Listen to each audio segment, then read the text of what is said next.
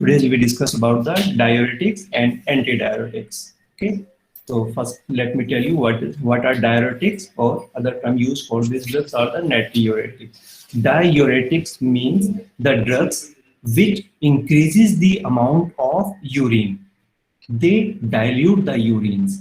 So drug diluting urines are called diuretics. They are also called natriuretics because they also increase the release of sodium in urine.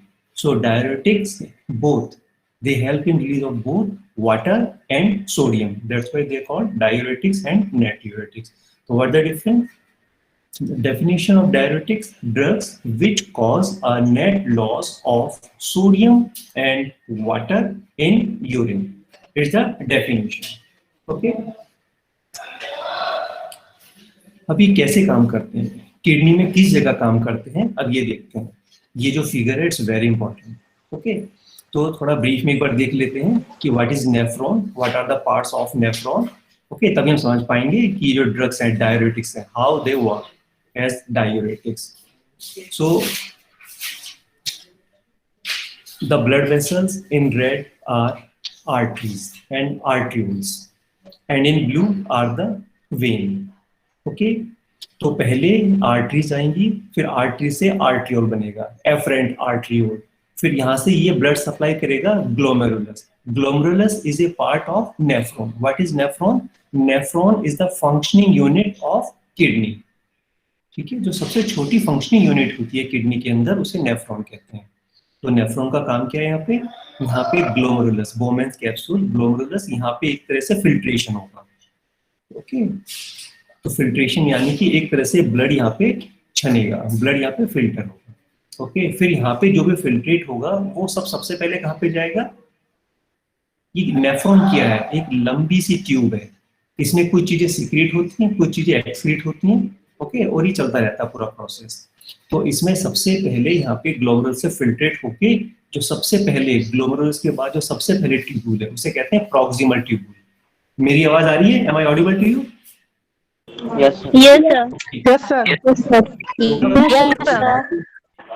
जो सबसे पहले tube होगी, बहुत पतली tube होती है, इसे ट्यूबुल बोलते हैं उसे. तो जो सबसे पहले वाली होगी प्रॉक्सिमल, नाम ही प्रॉक्सिमल मीन सबसे पहले. तो ग्लोमेरुलस, ग्लोमेरुलस के बाद फिर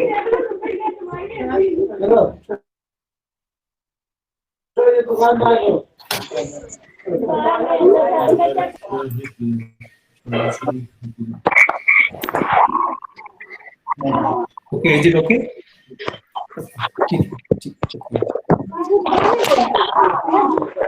ओके, तो सबसे पहले आएगा प्रॉक्सिमल ट्यूबुल. प्रॉक्सिमल ट्यूबुल इसे also, it is also called proximal convoluted tubule. फिर चला गया. Somebody sharing, start sharing. Sunidhi Chauhan present करेंगे. सुनिधि चौहान.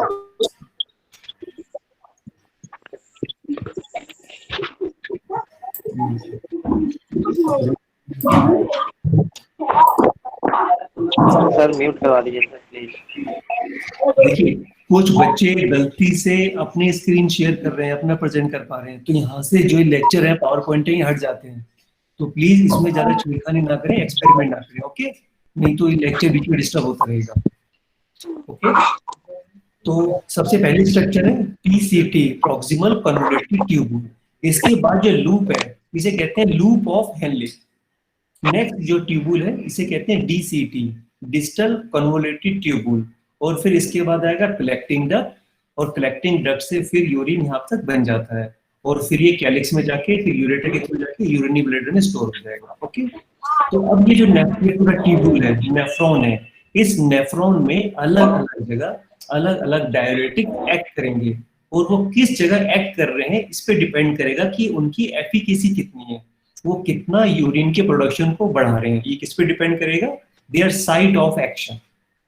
ओके, जैसे ये है लूप डाययूरेटिक्स और फ्रूसेमाइड, जिसे लेसिक्स के नाम से जानते हैं. मार्केट में लेसिक्स के नाम से आती है, 40 मिलीग्राम की टैबलेट आती है, इंजेक्शन भी आते हैं. ओके, तो ये सबसे ज्यादा इफेक्टिव होती है. तो इसे कहते हैं high C diuretics. Why high ceiling? क्योंकि इसकी एफिकेसी बहुत ज्यादा होती है. सीलिंग मीन छत. ओके, तो जैसे छत काफी ऊंची होती है ना, रूफ काफी ऊपर होती है, इसलिए कहते हैं हाई सीलिंग, इनकी रूफ काफी ऊपर है, मींस ड्रग बढ़ाते जाएंगे, इनकी एफिकेसी बढ़ती जाएगी, यूरिन प्रोडक्शन बढ़ता जाएगा। बाकी जो डाययूरेटिक्स हैं उनके साथ ऐसा नहीं होता, उनकी एक लिमिटेशंस होती है। लेकिन जो लूप डाययूरेटिक्स है, लूप डाययूरेटिक्स और हाई एफिकेसी डाययूरेटिक्स, ओके, तो ये जैसे डोज बढ़ाते जाएंगे इनका इफेक्ट बढ़ता जाएगा। ये कहाँ पे काम करते हैं? लूप ऑफ हेनले के upper part, ascending, thick ascending limb of loop of Henley, इसे कहते हैं TAL, thick thick ascending limb of Henle. Okay, तो यहाँ पे काम करेंगे आपके लेसिक्स, हाई एफिकेसी डाययूरेटिक्स और लूप डाययूरेटिक्स। उन्हें लूप डाययूरेटिक्स क्यों कहा गया? क्योंकि वो लूप ऑफ हेनले पे काम करते हैं। लूप ऑफ हेनले के कौन से पार्ट पे? Ascending part. असेंडिंग पार्ट भी किस पार्ट पे? Thick ascending. जो लूप ऑफ हेनले है ऊपर जाके थोड़ा मोटा हो गया है, ये थिकनेस बढ़ गई है, इस साइड पे काम करेंगे ये। फिर जो थायाजाइड्स है, आपने नाम सुना होगा थायाजाइड्स, डायरेटिक्स में दो ही कॉमन है, ये तो फ्रूसेमाइड या थायाजाइड। जो थायाजाइड है ये काम करती है आपकी DCT, distal convoluted tubule. Okay, फिर जो आपकी नेक्स्ट है, नेक्स्ट कौन सी बची? एक है पोटेशियम स्पेरिंग डाययूरेटिक्स, उसमें आते हैं आपकी स्पाइरोन, एप्लीरिनोन, ये काम करेंगी CT पे। हमने रफ आइडिया दे दिया, अब ये आगे डिस्कस करेंगे कि कैसे काम करे, किस जगह पे काम करे। ओके, दिस इज नेफ्रॉन, एक थोड़ा इजी करके नेफ्रॉन का स्ट्रक्चर बना दिया गया। इसमें जो सबसे पहले काम करेंगे आपकी ऑस्मोटिक डाययूरेटिक्स। ऑस्मोटिक डाययूरेटिक्स कौन सी होती हैं? मैग्नेटोन। ये क्या करेंगे? ये होंगे ग्लोमेरुलस कैप्सूल से, ये खुद बोमेंस कैप्सूल में ग्लोमेरुलस, ये फिल्टर होंगे और फिल्टर होने के साथ साथ फिर ये एब्जॉर्ब नहीं हो पाएंगे वापस। तो जहां जहां मैग्नेटोन जाता रहेगा अपने साथ ऑस्मोटिक प्रेशर, ये अपने साथ वाटर रिटेन कर लेगा और जब बॉडी से खुद बाहर निकलेगा तो अपने साथ वाटर को लेके निकल जाएगा, तो इसका डाययूरेटिक इफेक्ट हो जाएगा। ओके, आपका लूप इसमें दिखा रखा है, लूप डाययूरेटिक्स की साइट ऑफ एक्शन क्या है? 2। ये लूप ऊपर चढ़ रहा है, मींस असेंडिंग, और ऊपर से थोड़ा थिक है, तो thick ascending loop of Henle, that's why they are called loop diuretics. तो लूप डाययूरेटिक्स कहाँ पे काम करेंगे? यहाँ पे एक है ट्रांसपोर्ट, को ट्रांसपोर्ट। इसका काम क्या होता है? ये सोडियम, पोटेशियम एंड क्लोराइड, इन दोनों के, ये दोनों को ट्यूबुल से बाहर भेजता है। कौन बच्चा कर रहा है?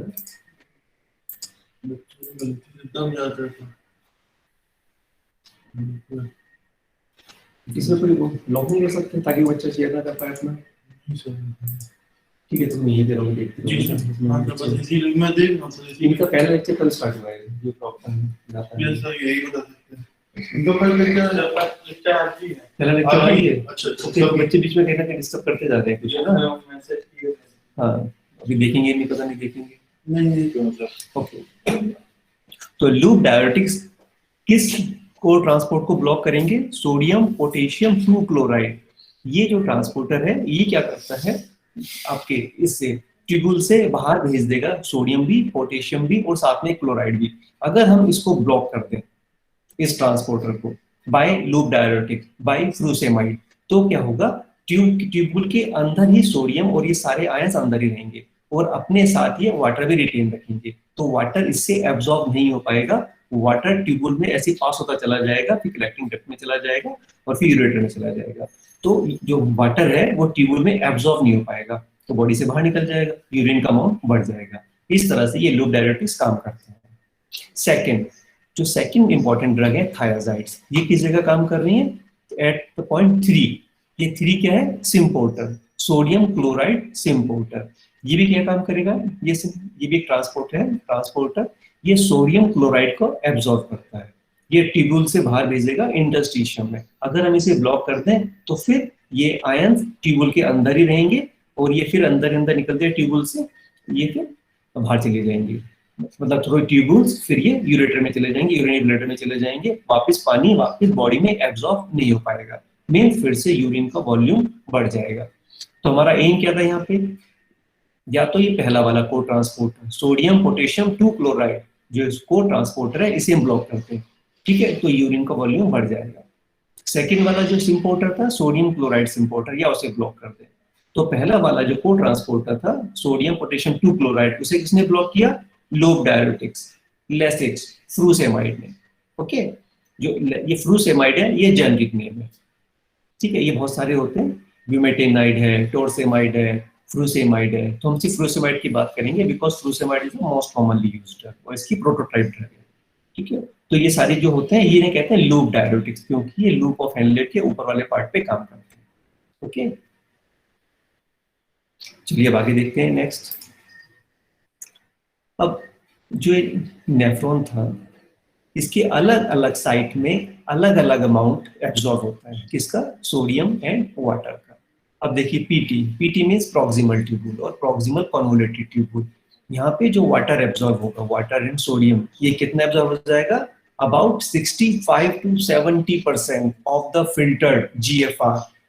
जो ग्लोमेरुलस से फिल्टर हुआ है, नॉर्मली कितना फिल्टर होता है इसमें? पर डे में वाटर कितना फिल्टर होता है? About 120 to 150 litre per day, इतना ग्लोमेरुलस में वाटर आता है along with other solute ions। अब ये नेफ्रॉन से वापस रीअब्जॉर्ब करते हैं, अगर रीअब्जॉर्ब ना करें तो एक दिन में सोचिए कितना, 125 लीटर, 150 लीटर यूरिन हो सकता है, ठीक है। लेकिन नेफ्रॉन का काम क्या है? उस पानी को फिर से रीअब्जॉर्ब करके बॉडी में बनाए रखता है 1.5 लीटर। ओके, हाँ, अगर ये किडनी की प्रॉब्लम हो जाए कि किडनी इस वाटर को कंसंट्रेट ना कर पाए, दोबारा से बॉडी में रीअब्जॉर्ब ना कर पाए, तो प्रॉब्लम हो जाती है डायबिटीज इंसिपिडस। डायबिटीज एक तो मलाइटिस होती है, डायबिटीज मलाइटिस क्या होता है कि ब्लड में शुगर का लेवल बढ़ जाता है, ठीक है, इसे कहते हैं डायबिटीज मलाइटिस। दूसरी डायबिटीज होती है डायबिटीज इंसिपिडस। डायबिटीज इंसिपिडस में यूरिन का वॉल्यूम बहुत ज्यादा बढ़ जाता है, पेशेंट बार बार यूरिन करने जाता रहता है, बहुत यूरिन करने जाता रहेगा, तो बॉडी में यूरिन की मतलब उसकी वाटर डेफिशिएंसी हो जाएगी, पूरी बॉडी में है ना, मेटाबॉलिक इम्बैलेंस हो जाएगा, गड़बड़ होने लगेगी। तो ओके, तो हम दोनों डिस्कस करेंगे दोनों ड्रग्स, डायूरेटिक्स भी जो यूरिन का वॉल्यूम बढ़ाते हैं और एंटी डायूरेटिक्स भी जो यूरिन के वॉल्यूम को कम करेंगे। कम करना होगा हमें, कौन सी सिचुएशन है जिसमें यूरिन का प्रोडक्शन कम करना होता है? डायबिटीज इंसिपिडस में। ओके, हाँ, तो हम यहाँ पे थे कि जो प्रॉक्सिमल ट्यूबुल है या पीसीटी, प्रॉक्सिमल कन्वोल्यूटेड ट्यूबुल, यहाँ पे जो रीअब्जॉर्प्शन होता है फिल्टर का वो 60 to 70% होता है। Then next is thick ascending limb of loop Henle, यहाँ पे 20 to 25% वाटर और सोडियम का रीअब्जॉर्प्शन होता है। देन डीटी, डिस्टल ट्यूबुल और डिस्टल कन्वोल्यूटेड ट्यूबुल, यहाँ पे 8 to 9% रीअब्जॉर्प्शन होता है वाटर एंड सोडियम का। And last is the collecting duct, collecting duct में सिर्फ 2 से 3% वाटर और सोडियम का रीअब्जॉर्प्शन होता है, ठीक है। अब जो वीक डायरेटिक्स होते हैं, डायरेटिक्स को हमने तीन तरह से क्लास में डिवाइड किया। एक तो हाई एफिकेसी डायरेटिक्स और स्ट्रॉन्ग डायरेटिक्स, ये होते हैं फ्रूसेमाइड और लोब डायरेटिक्स। एक होते हैं डायरेटिक्स विद मीडियम एफिकेसी, ये होते हैं थायराजाइड्स। और एक होते हैं वीक डायरेटिक्स, तो वीक डायरेटिक्स में आते हैं आपके मैनिटोल, ओके, एसिटाजोलामाइड, ये सब ड्रग्स आते हैं। Okay, this is the classification of diuretics. ठीक है, गड़बड़? अच्छा, ये कैसे करते हैं? सर फ्रॉम है रिज्यूम प्रेजेंटेशन। यहाँ करें यस सर, रिज्यूम प्रेजेंटेशन यहाँ पे बोल सकते हैं। रिज्यूम प्रेजेंटेशन, ये हो जाएगा, फिर यहाँ से कर लेना। आ गया? ठीक जी है, सर। ठीक। फिगर पर दीप्ति कुमारी इज प्रेजेंटिंग, दीपिका, ये कर लीजिए resume presentation. This led to take over from Deepika. Yeah.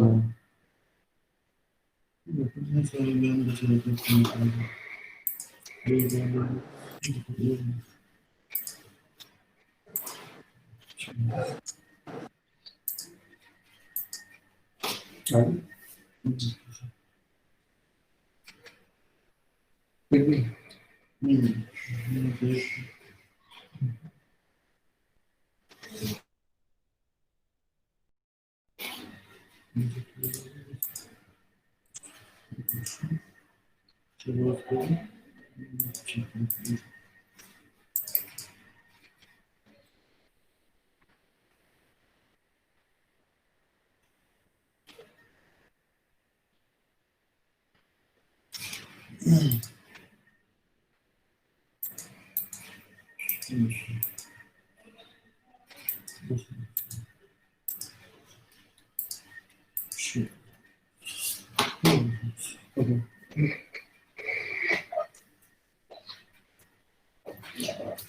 Okay बच्चों, तो हम लोग पढ़ रहे थे about the classification of diuretics. तो they are divided as high ceiling diuretics और स्ट्रॉन्ग डायूरेटिक्स। इसमें कौन से एग्जांपल्स हैं? Frusemide, bumetanide and टॉर्सेमाइड।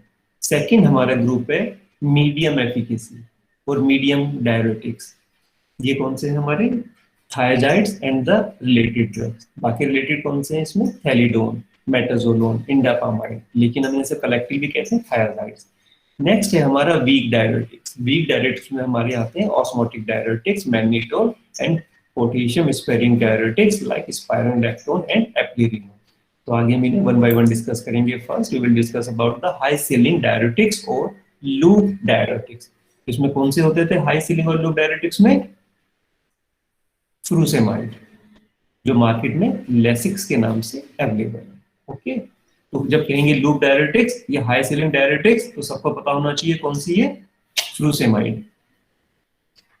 फिर क्या आ रहा है? ओके ओके ओके, तो हम डिस्कस करेंगे फ्रूसेमाइड के बारे में। ये मार्केट में टैबलेट के फॉर्म में अवेलेबल है in 40 milligram tablet, also in the form of injection as 20 milligram per 2 ml injections. तो what is the site of action of frusemide? किस जगह काम करेगी? TAL, TAL. What is TAL? Thick ascending limb of loop of Henle. तो ये loop of Henley पे काम करती है इनके, इसलिए इन्हें कहते हैं लूप डायरेटिक्स। ये कौन से विच ट्रांसपोर्ट को ये इनहिबिट करेंगी? दे इनहिबिट सोडियम पोटेशियम 2 क्लोराइड को ट्रांसपोर्ट। ओके, और ये हाई एफिकेसी डायरेटिक्स है, means on increasing the dose of these drugs हम यूरिन का प्रोडक्शन बढ़ाते जाएंगे और एक दिन में कितना यूरिन आ सकता है? Up to 10 litre of urine may be produce in a day by the effect of frusemide. Okay, अभी ने कहते हैं कि बड़ी इफेक्टिव ड्रग होती है फ्रूसेमाइड में, और इतनी इफेक्टिव होती है कि अगर एक्यूट रेनल फेलियर होने वाला है, ठीक है, तो उससे भी बचा सकती हैं।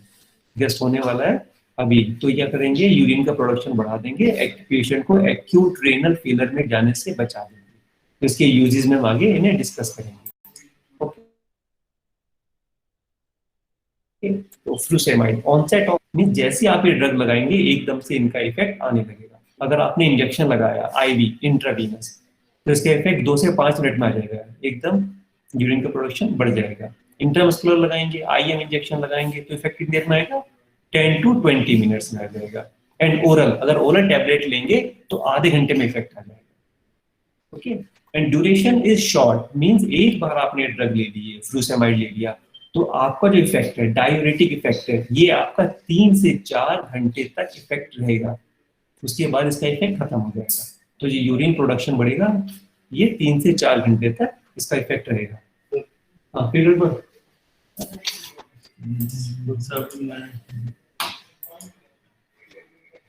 ये करता हूँ, इसको लाने बताता हूँ। तो आ जाता है वो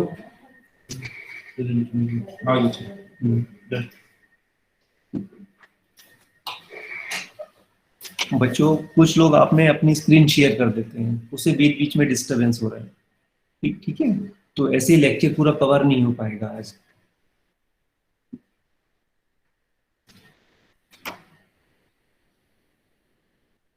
चलिए नेक्स्ट पढ़ते हैं फिर हम। क्या फिर चला गया? सर कोई ना कोई नया एक कर ही रहा है सर। पंकज सिंह इस प्रेजेंट ना जो किसी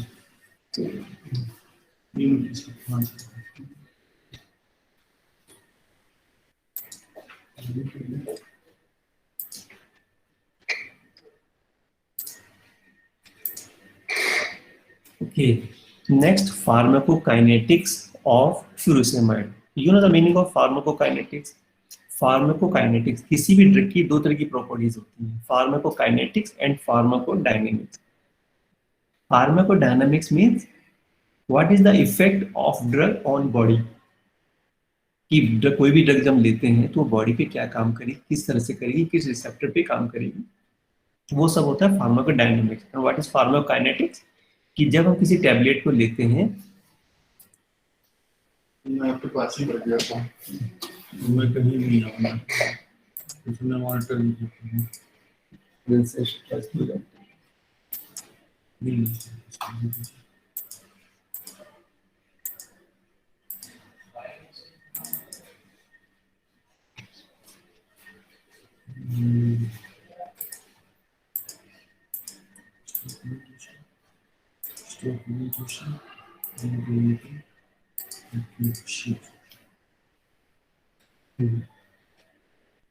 चलो आगे मैं यहीं पे बैठा हूँ. ठीक है, बैठो. ओके, हम समझा रहे थे व्हाट इज फार्माकोकाइनेटिक्स. फार्माकोकाइनेटिक्स क्या होता है कि जब पेशेंट कोई ड्रग लेता है तो वो ड्रग किस तरह से एब्जॉर्ब होगी, कितनी देर में उसका इफेक्ट आएगा, मींस ऑनसेट ऑफ एक्शन कब होगा, फिर इसका मेटाबॉलिज्म कब होगा, उसका टी हाफ कितना है, फिर उसका ड्यूरेशन ऑफ एक्शन कितना है, कि वो एक दिन काम करेगी, 2 घंटे काम करेगी, ठीक है, और वो किस तरह से मेटाबॉलिज्म होकर बॉडी से बाहर निकल जाएगी. इसे कहते हैं फार्माकोकाइनेटिक्स. ओके, तो we were discussing about the pharmacokinetics of furosemide. Furosemide का जो टी हाफ है ये है 1 से 2 घंटे, लेकिन कुछ डिजीज में इसका टी हाफ बढ़ जाएगा. कौन सी डिजीज है? Pulmonary oedema, renal and hepatic disease.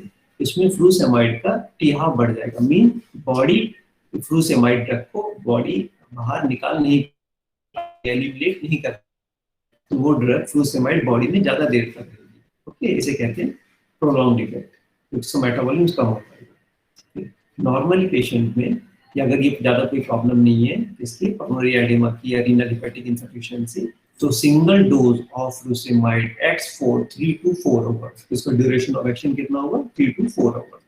इसकी यूजुअल डोज है वो है 20 to 80 milligram once daily in the morning. Why in the morning and not at night? क्योंकि इसका डायरेटिक इफेक्ट है. अगर पेशेंट इसे ले लेगा रात में तो बार बार यूरिन करने के लिए उठता रहेगा, इसलिए इसे अवॉइड करते हैं रात में. डायरेटिक्स नॉर्मली दिन में लेते हैं, मॉर्निंग में डोज लेते हैं.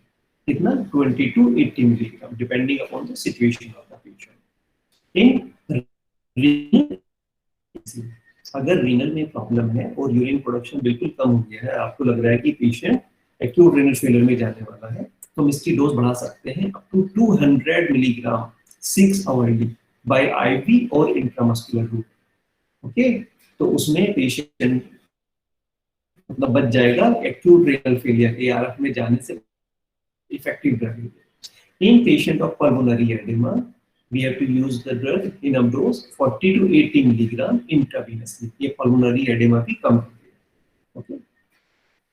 Bumetanide. Next drug is bumetanide. Bumetanide is also loop diuretics. पहले थी furosemide, next loop diuretic है हमारी bumetanide. It is available under the brand name of Bumet 1 milligram tablet and also in the form of injection. ये बिल्कुल same है furosemide के जैसे, लेकिन ये पोटेंट बहुत है, इसकी पोटेंसी बहुत ज्यादा है. It is 40 times more potent then furosemide. बाकी इसके सारे सेम फंक्शंस हैं, तो हम इंडिविजुअल इसे डिस्कस नहीं करेंगे. ओके, तो uses of high ceiling diuretics. Uses of furosemide and bumetanide कहाँ यूज कर सकते हैं? एडिमा. अब एडिमा चाहे कार्डियक प्रॉब्लम की वजह से हो, मीन सीएचएफ की वजह से हो, चाहे हेपेटिक या सिरोसिस की वजह से हो, और चाहे फिर किडनी की प्रॉब्लम की वजह से हो. ओके, तो कोई भी एडेमा होगा हम furosemide and related drugs use कर सकते हैं. ओके, इन सीएचएफ, अगर सीएचएफ है,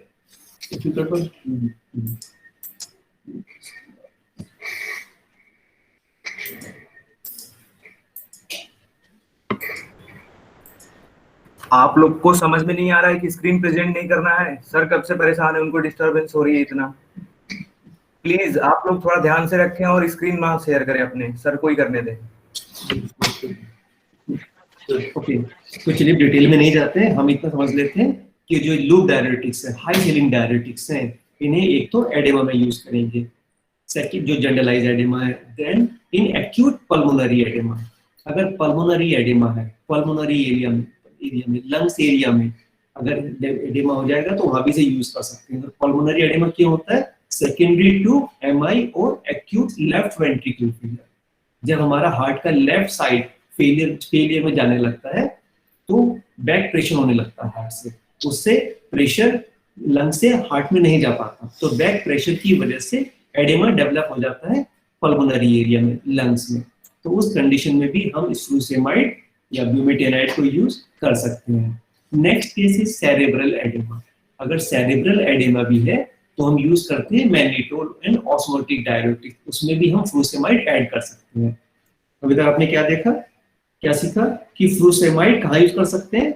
as a generalise oedema, in pulmonary oedema and in cerebral oedema. चाहे पूरी बॉडी का स्वेलिंग हो, एडेमा हो जाए, चाहे लंग्स में एडेमा हो जाए, और चाहे ब्रेन सेरेब्रल एडेमा हो जाए, वहां पे इसे यूज कर सकते हैं। Next use of frusemide is hypertension. Normally hypertension में जो थायराइड डायरेटिक्स यूज करते हैं वो होती है थायराइड।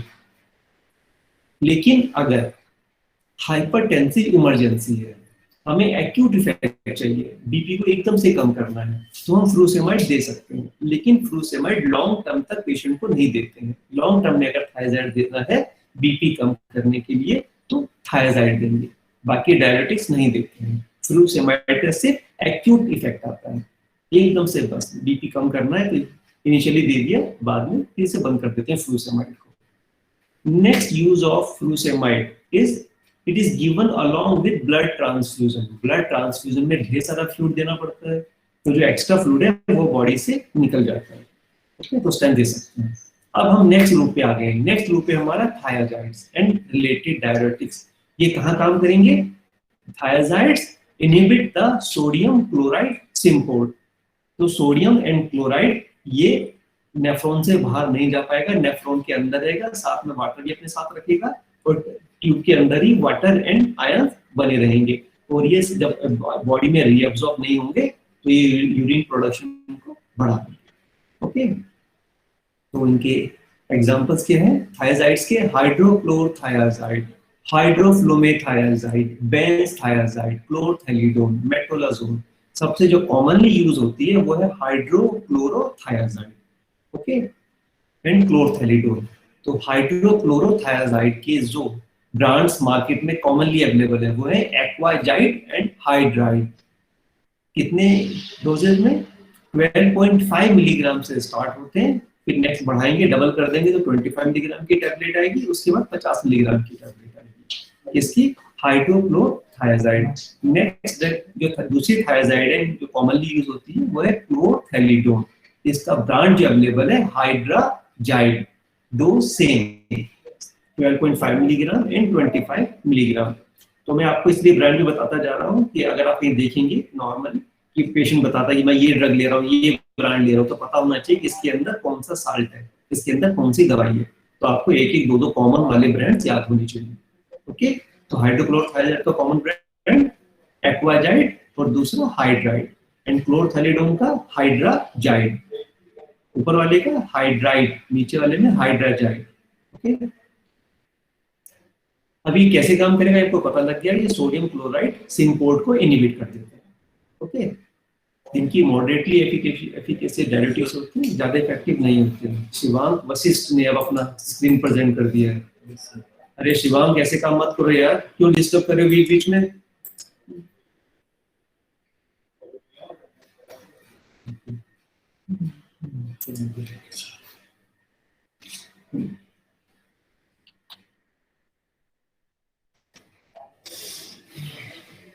तो अब थायराइड इसे कहाँ यूज करेंगे? इसे भी एडेमा में यूज कर सकते हैं। You know oedema is swelling. जब बॉडी में वाटर सेल्स में चला जाएगा, इंटरस्टिशियल टिश्यूज में चला जाएगा तो स्वेलिंग होने लगती है, एडेमा हो जाता है। अब ये कौन है?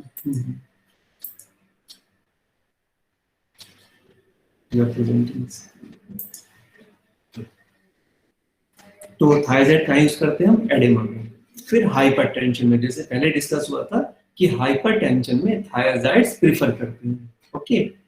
इन आल्सो डायबिटीज इंसिपिडस। अब देखिए कितने मजे की बात है, थायराइड्स यूरिन के प्रोडक्शन को बढ़ाते हैं क्योंकि ये डायरेटिक्स है, लेकिन अगर यूरिन का प्रोडक्शन ज्यादा है तो वहां पे कम भी करेंगे।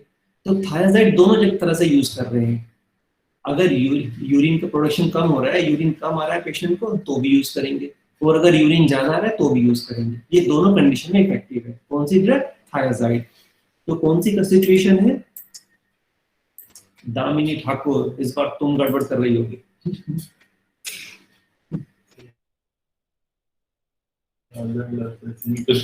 अच्छा, आपके पूरा टाइम निकल गया, 9:40 होने वाले हैं बच्चों, और आप लोग डिस्टर्ब करते करते पूरा रिदम खत्म कर देते हो।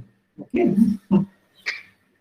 चलिए। हाँ, तो हाइपरटेंशन में यूज कर सकते हैं, डायबिटीज इंसिपिडस में, एंड आल्सो इन हाइपरकैल्सीयूरिया। हाइपरकैल्सीयूरिया क्या होने लगता है कि यूरिन में कैल्शियम का फ्लो बढ़ जाता है, अमाउंट बढ़ जाता है, और उससे किडनी में कैल्शियम के स्टोन बढ़ने लगते हैं।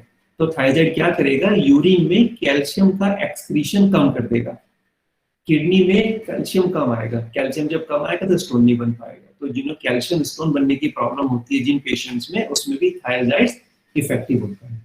ओके, कॉम्प्लिकेशंस ऑफ, अब दो ही कॉमन ड्रग्स थी एज इन डायरेटिक्स, या तो फ्रूसेमाइड या थायराइड। अब जब इन्हें यूज करेंगे तो इनके साइड इफेक्ट्स भी आएंगे, कुछ कॉम्प्लिकेशंस भी होंगे। तो इनके कॉम्प्लिकेशन साइड इफेक्ट डिस्कस कर लेते हैं। हाइपोकैलीमिया, ये दोनों ड्रग्स, थायराइड भी फ्रूसेमाइड भी, इनका जो सबसे इंपॉर्टेंट साइड इफेक्ट है वो है हाइपोकैलीमिया। ये बॉडी से पोटेशियम का लॉस करा देंगे, तो बॉडी के अंदर फ्लूइड में कैल्शियम का लेवल, पोटेशियम का लेवल कम हो जाएगा। Hypokalaemia means decrease level of potassium. और जब हाइपोकैलीमिया से क्या प्रॉब्लम हो जाएगी? Weakness, fatigue, muscle cramps, muscle से पेन होने लगेगा, and cardiac arrhythmia. This is the serious effect of hypokalaemia. अगर पेशेंट को हमने डायरेटिक्स दे दिए और पेशेंट को कोई हार्ट प्रॉब्लम है, ठीक है, एरिथमिया की प्रॉब्लम है, सीएचएफ की प्रॉब्लम है, एमआई की प्रॉब्लम है, उसमें ये डायरेटिक्स हाइपोकैलीमिया कर देंगे, पोटेशियम का लेवल कम कर देंगे, और उससे पेशेंट में एरिथमिया के चांसेस बढ़ जाएंगे। ओके, और ये सीरियस कंडीशन है। इसलिए जब भी हम इनको देते हैं डायरेटिक्स को, तो साथ में ध्यान रखते हैं कि पेशेंट को हाइपोकैलीमिया में ना चला जाए। इसलिए हम साथ में या तो इनकी लो डोज देते हैं, ठीक है, लो डोज में साइड इफेक्ट नहीं आता। और अगर हाई डोज देनी पड़ रही है तो हम साथ में पोटेशियम स्पेयरिंग डायरेटिक्स ऐड कर देते हैं। और वो कौन सी पोटेशियम स्पेयरिंग डायरेटिक्स?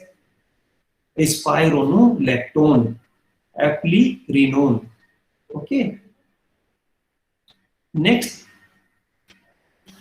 अब आपको इंपॉर्टेंट पढ़ाते हैं, बाकी सब चीजें स्किप कर देते हैं बच्चों क्योंकि टाइम कम है। ओके, हियरिंग लॉस, जो डायरेटिक्स है, खास तौर से फ्रूसेमाइड, इसका एक साइड इफेक्ट होता है ऑटोटॉक्सिसिटी। ऑटोटॉक्सिसिटी मींस ये ईयर में इफेक्ट करते हैं, हियरिंग प्रॉब्लम को अफेक्ट कर देते हैं, हियरिंग लॉस कर देंगे।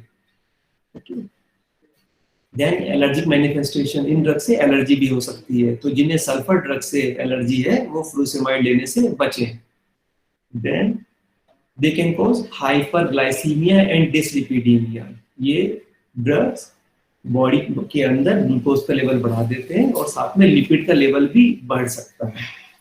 ओके, हाइपोकैल्सीमिया कर सकते हैं। हाइपोकैल्सीमिया, अब दोनों फ्रूसेमाइड एंड थायराइड दोनों का यहाँ पे इफेक्ट अलग है। जो फ्रूसेमाइड है वो बॉडी में कैल्शियम का लेवल कम करते हैं, लेकिन जो थायराइड है वो बॉडी के अंदर कैल्शियम का लेवल बढ़ाते हैं। तो बाकी सारे कॉम्प्लिकेशन, साइड इफेक्ट सेम थे, बस किसके? फ्रूसेमाइड एंड थायराइड के।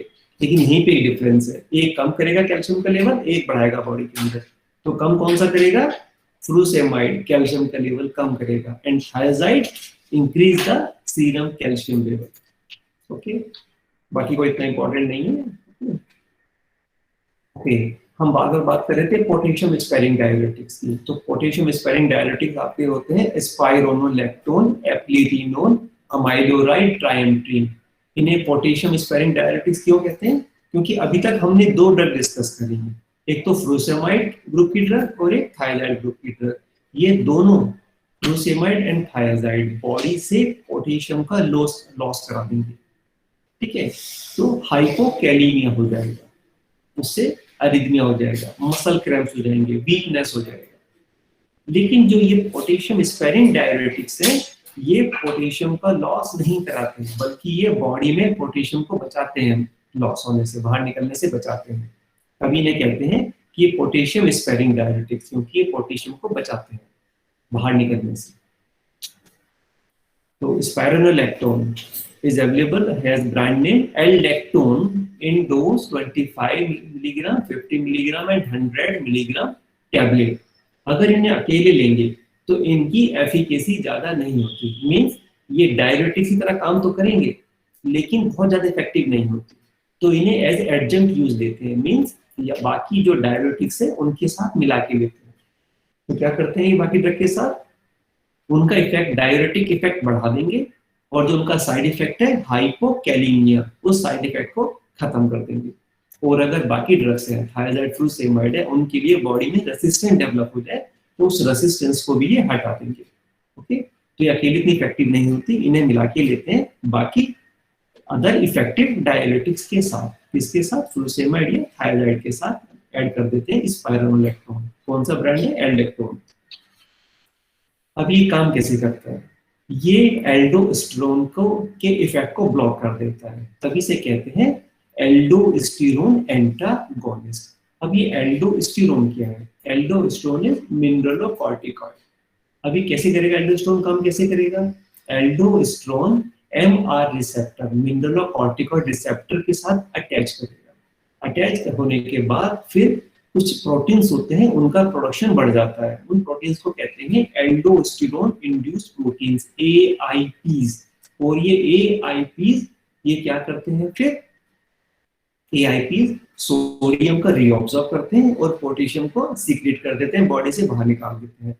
ये सारा किसका काम बताया अभी तक? एल्डोस्टेरोन का। तो एल्डोस्टेरोन क्या कर रहा है? मिनरलोकॉर्टिकॉइड है, ये बॉडी में पोटेशियम को सोडियम को बनाए रखेगा, पोटेशियम को बाहर निकाल देगा। एल्डोस्टेरोन जो हमारी ड्रग थी डाययूरेटिक स्पाइरोनोलैक्टोन, ये एल्डोस्टेरोन के इफेक्ट को ब्लॉक कर देगी।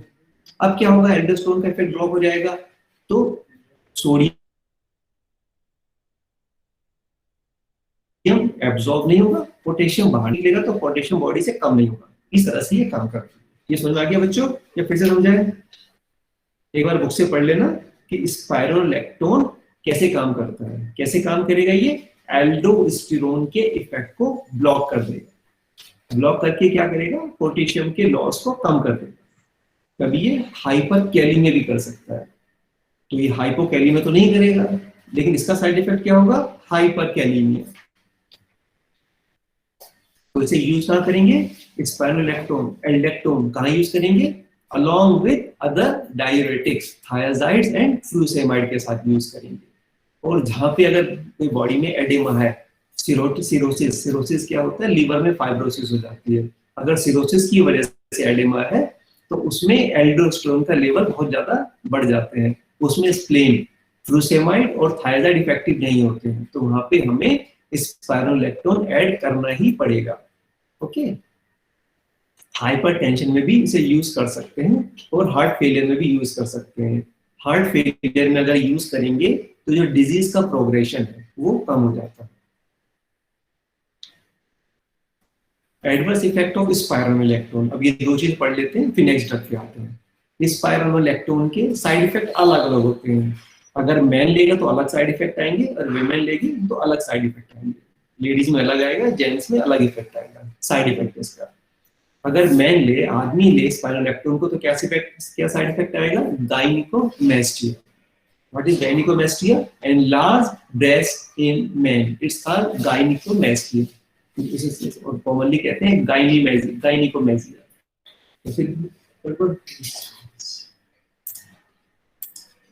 विशाल शर्मा।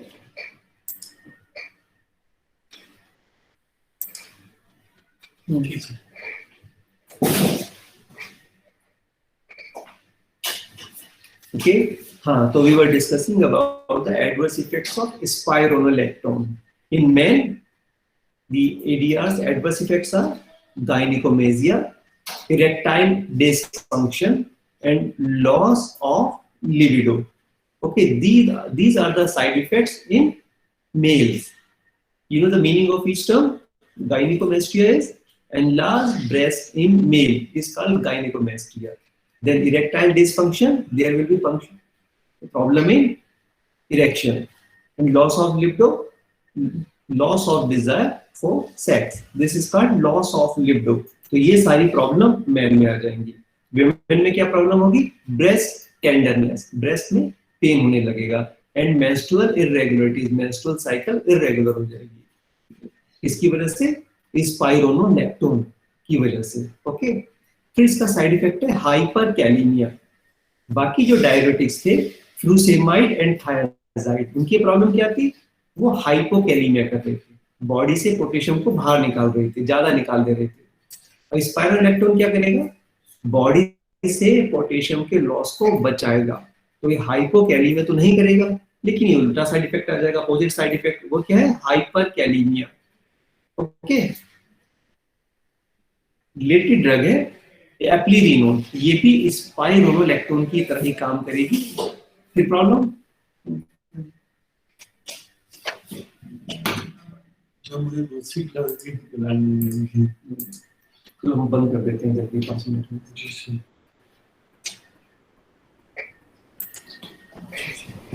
ओके, तो एप्लीरिनोन सेम स्पाइरोलेक्टोन की तरह ड्रग है, लेकिन जो इसकी साइड इफेक्ट्स है गायनिकोमेजिया, मेंस्ट्रुअल इरेगुलरिटीज, इंपॉर्टेंस, ये सारे साइड इफेक्ट नहीं आएंगे. अब हम पढ़ते हैं अगली drug, osmotic diuretics. Osmotic diuretics में कौन सी है? मैनिटोल. ये मैनिटोल के नाम से ब्रांड में अवेलेबल है एज 10% मैनिटोल. ओके, तो इसे कहाँ यूज करेंगे? In intracranial tension and intraocular tension. अगर हमारे ब्रेन के अंदर प्रेशर बढ़ जाए या आंख के अंदर प्रेशर बढ़ जाए तो वहां पे हम मैनिटोल यूज करते हैं. ओके, नेक्स्ट हमारा है एंटी डायरेटिक्स. अभी तक हमने पढ़े डायरेटिक्स. डायरेटिक्स में जो यूरिन को डाइल्यूट कर रहे हैं, यूरिन की अमाउंट को बढ़ा रहे हैं. अब हम पढ़ेंगे opposite drugs. Opposite mean anti diuretics, जो यूरिन की अमाउंट को कम करेंगे. ये कहाँ यूज करेंगे? In a disease called diabetes insipidus. अब डायबिटीज इंसिपिडस दो तरह की हो सकती है, या तो पिट्यूटरी ओरिजिन, मींस हमारे जो हार्मोन है एंटी डायरेटिक हार्मोन, ये कौन सा होता है? वैसोप्रेसिन. ये हमारी बॉडी में वो हार्मोन ही नहीं बन रहा है, ये केमिकल ही नहीं बन रहा है, या फिर ये बन तो रहा है लेकिन किडनी इसके लिए सेंसिटिव नहीं है. तो ठीक है, तो दो तरह से होती है, या तो पिट्यूटरी ओरिजिन डायबिटीज इंसिपिडस, और या फिर नेफ्रोजेनिक डायबिटीज इंसिपिडस. तो अगर हमारी बॉडी में वैसोप्रेसिन ही कम है तो हम वैसोप्रेसिन की इंजेक्शंस होते हैं वो लगा देते हैं. और या फिर या तो वैसोप्रेसिन, और या फिर वैसोप्रेसिन की एनालॉग्स होते हैं, डेस्मोप्रेसिन, लाइप्रेसिन, टर्लीप्रेसिन. ये सारे डायबिटीज इंसिपिडस में यूज होते हैं. Next thiazide. थायाजाइड भी एज एंटी डायरेटिक यूज कर सकते हैं. अब देखिए थायाजाइड एक बड़ी इंपॉर्टेंट ड्रग है as a diuretic and also used as anti diuretics. दोनों तरह के काम हो सकती है. Other drugs are amiloride, carbamazepine, chlorpropamide and indomethacin. ये बाकी ड्रग्स हैं जो यूज कर सकते हैं. अब हम देखते हैं कि वैसोप्रेसिन कैसे काम करेगी. वैसोप्रेसिन ये क्या है? ये कलेक्टिंग डक्ट पे काम करेगी, और कलेक्टिंग डक्ट पे ये वाटर की परमिएबिलिटी बढ़ा देगी. तो कलेक्टिंग डक्ट में लास्ट पार्ट ऑफ नेफ्रॉन में जितना भी वाटर आएगा उसमें से मैक्सिमम बॉडी में वापस एब्जॉर्ब हो जाता है. Okay, via diffusion to the interstitium. लेकिन अगर ये वैसोप्रेसिन हार्मोन ये एब्सेंट हो जाए तो जो पानी आ रहा है, जो वाटर आ रहा है किसमें? कलेक्टिंग डक्ट में, वो एब्जॉर्ब नहीं हो पाएगा और ऐसे ही किडनी से बाहर, बॉडी से बाहर निकल जाएगा. तो बहुत सारा अमाउंट बॉडी का वाटर का बॉडी से निकल जाता है.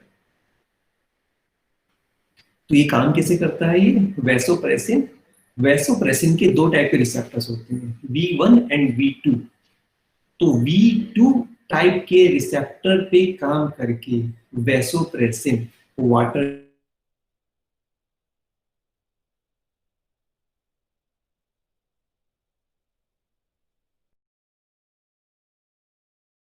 करके रीएब्जॉर्प्शन को बढ़ा, चैनल को बढ़ा देगा. वैसोप्रेसिन कलेक्टिंग डक्ट में, और जितने ज्यादा वाटर चैनल्स होंगे उतना ही ज्यादा वाटर बॉडी में रीअब्सॉर्ब हो जाएगा, वापस बाहर नहीं निकल पाएगा, और इस तरह से डायबिटीज इंसिपिडस ठीक हो जाएगा।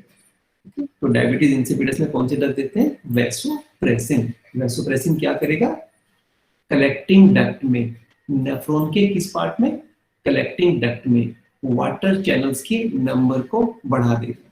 इन्हें कहते हैं एक्वापोरिन। एक्वापोरिन 2, ये कौन से चैनल्स होते हैं? एक्वापोरिन 2, या कॉमनली याद कर लीजिए, वाटर चैनल्स बढ़ा देता है। कौन? वैसोप्रेसिन। किस एरिया में?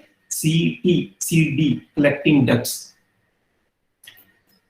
ये वैसोप्रेसिन जैसी ड्रग्स हैं।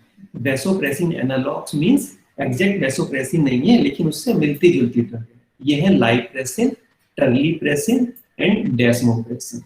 तो डेस्मोप्रेसिन काफी कॉमनली यूज करते हैं। डेस्मोप्रेसिन मार्केट में मिनी रिन के नाम से अवेलेबल है। मिनी रिन या डेस्मोप्रेसिन के बारे में एक इंपॉर्टेंट पॉइंट है, ये इंट्रानेजल लेते हैं। इंट्रानेजल मींस नाक से, इसके स्प्रे होते हैं, वो नाक में स्प्रे कर लेते हैं और ये बॉडी में नाक से एब्जॉर्ब हो जाती है। तो इसे कहते हैं इंट्रानेजल एडमिनिस्ट्रेशन ऑफ ड्रग।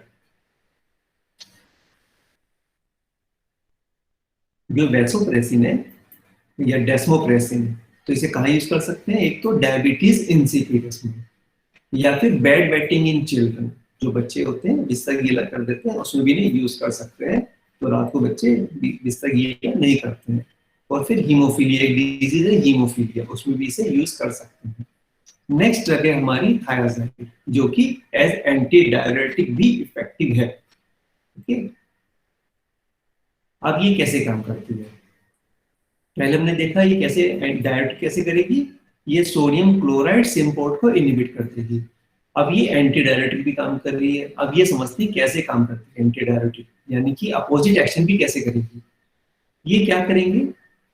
ये सोडियम क्लोराइड सिम्पोर्ट को इनहिबिट कर देंगे, ब्लॉक कर देंगे। ये सिम्पोर्ट कहाँ पे होता है? डिस्टल ट्यूबुल में, ठीक है। वहां पे ये क्या करेंगे?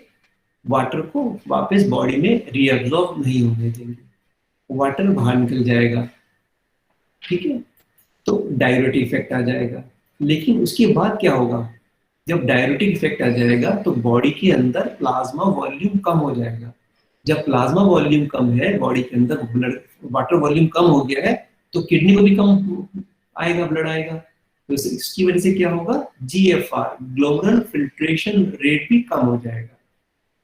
ग्लोमेरुल को या नेफ्रॉन को पीछे से कम सप्लाई हो जाएगी ब्लड की, ओके। तो उसे भी कम फिल्ट्रेशन मिलेगा। जब कम फिल्ट्रेशन मिलेगा तो उसमें सिस्टम ऐसे हो जाएंगे कि जो उसका एब्जॉर्प्शन कैपेसिटी थी वो बढ़ जाएगी। तो there is enhance absorption of sodium and water in the proximal tubule. तो प्रॉक्सिमल ट्यूबुल जो इनिशियल पार्ट था, वहां पे अब सोडियम का और वाटर का एब्जॉर्प्शन बढ़ जाएगा, ओके। तो इस तरह से एंटी डायरेटिक इफेक्ट आ जाएगा। तो थायराज़ाइड में दोनों इफेक्ट होते हैं, diuretic as well as anti diuretic. Next drug होती है क्लोरप्रोपामाइड। ये भी हमारी एज एंटी डायरेटिक यूज कर सकते हैं, कार्बामेज़ेपिन। अच्छा, ये क्लोरप्रोपामाइड कौन सी ड्रग होती है, किस ग्रुप की? सल्फोनिलयूरिया। इसे हम डायबिटीज में यूज करते हैं, ओके। तो ये क्या करती है? ये जो वैसोप्रेशन है, बॉडी में वैसोप्रेशन की एक्शन को बढ़ा देगी। लेकिन अगर बॉडी में वैसोप्रेशन बिल्कुल नहीं है तो क्लोरप्रोपामाइड का कोई इफेक्ट नहीं आएगा, इसका अपना इफेक्ट नहीं है। ये सिर्फ वैसोप्रेशन के इफेक्ट को बढ़ा के डायबिटीज इंसिपिडस की कंडीशन में यूज होती है। Next is carbamazepine. कार्बामेज़ेपिन को एपिलेप्सी में, जो मिर्गी के दौरे होते हैं, वहां पे यूज करते हैं। एज इसका साइड इफेक्ट है कि ये यूरिन के वॉल्यूम को कम कर देता है। तो उसका जो साइड इफेक्ट है यहाँ पे हमने यूज कर लिया इस डिजीज में, डायबिटीज इंसिपिडस में। नॉर्मली तो पेशेंट को प्रॉब्लम करेगा ये कि भैया यूरिन नहीं आ रहा, यूरिन का वॉल्यूम कम हो गया। लेकिन अगर डायबिटीज इंसिपिडस के पेशेंट को दे दें तो उसमें फायदा करती है कार्बामेज़ेपिन, ओके। तो बच्चों दैट्स ऑल, आज का चैप्टर खत्म होता है। इसकी जो क्वेरीज है आप या तो ग्रुप पे भेज सकते हैं, या फिर नेक्स्ट टाइम आप इस चैप्टर पढ़ें और नेक्स्ट टाइम इसके जो प्रॉब्लम्स हैं वो डिस्कस कर सकते हैं, ओके। Thank you, sir.